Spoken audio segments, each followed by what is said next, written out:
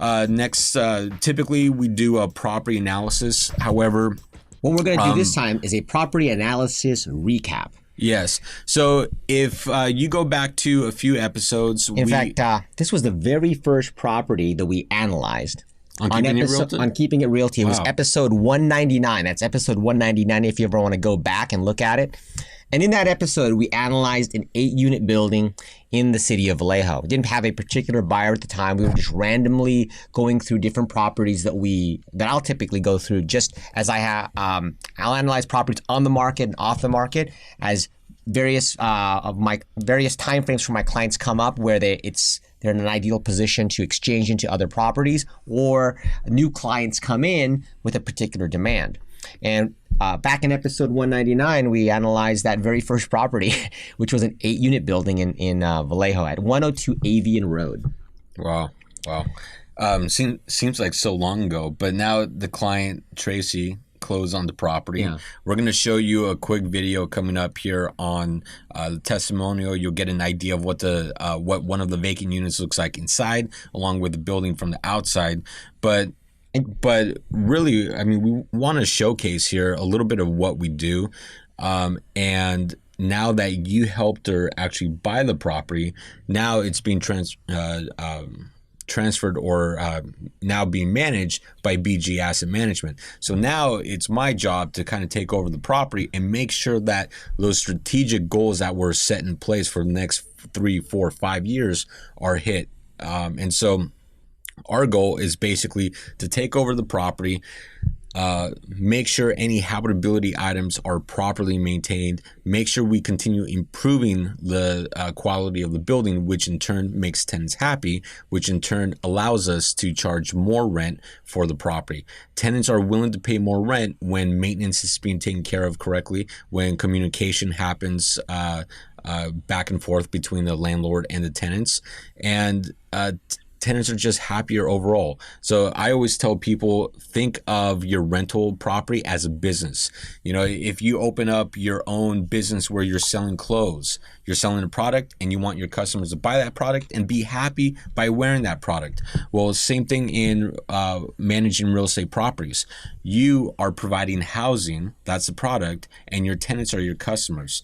And you want to keep your customers happy because guess what? When they're happy, they are willing to pay more to make sure that they continue buying your product. Yeah, and just a quick summary of what you're about to watch here. Again, this was the property we analyzed. Just to kind of give you a background, we're beyond the theoretical. This is something that we just do on a rudimentary basis.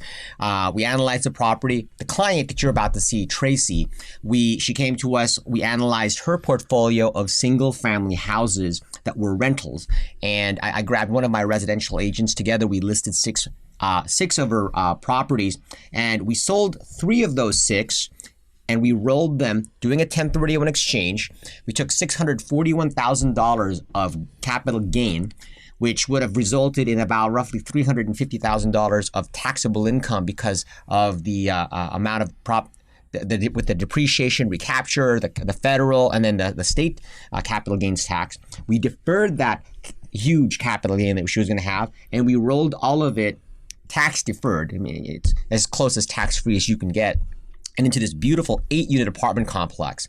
Not only is it a much better apartment complex that doubles, almost triples the cash flow she had given up from the 3 prior homes, but because of its basis, or its cost basis, being $1,975,000, just the regular straight line depreciation on that property alone is enough to wipe out all of the not only cash flow, but the principal reduction, which results in its total taxable gain or ordinary income, and wipes it all out. So she's essentially not paying any taxes on this income that she's going to be making on this 8-unit building.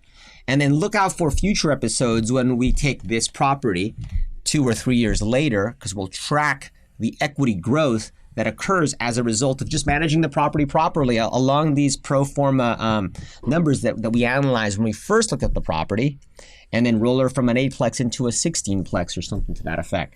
But again, watch the video and hopefully you look at this like a case study. So we're here today at 102 Avian Road in Vallejo with our client Tracy, who just recently had to sell 3 of her single-family houses and exchange them into this beautiful 8-unit apartment complex. This 8-unit apartment building, valued at $2 million, is comprised of 8 2-bedroom, 1-bath, 1.5 bath units that have all been fully remodeled with remodeled kitchens and baths. Together, Lily and I as a team were able to go through and evaluate her real estate holdings and identify the fact that the single family residences just had a very low return and little to no tax shelter. And instead, using 1031 exchange, we were able to put her into a property that has 8 units, not only doubling her current cash flow, but creating a viable tax shelter for the next 27 years against that ordinary income. Tracy, how do you feel?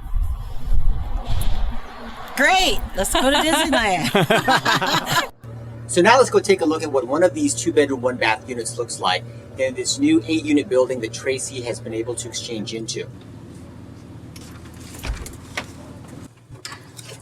Now, after this point, Mark and I are going to be working together to be able to manage the property to the expectations of the pro forma that we had put together when we initially looked at property and analyzed it for its viability as an investment.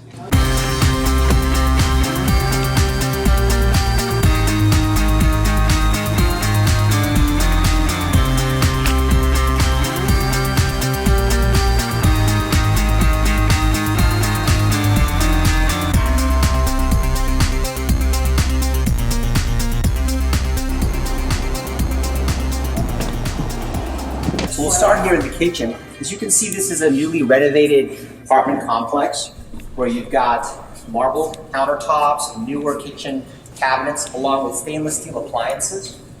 Opens into a very spacious living room with a really great view of the bay from its deck. So the tenants living here at the complex can see the really nice panoramic view right from their deck here, which when opened up provides a lot of great natural light and a place for entertaining. And in this particular type of apartment unit, the 2-bedroom units are situated downstairs.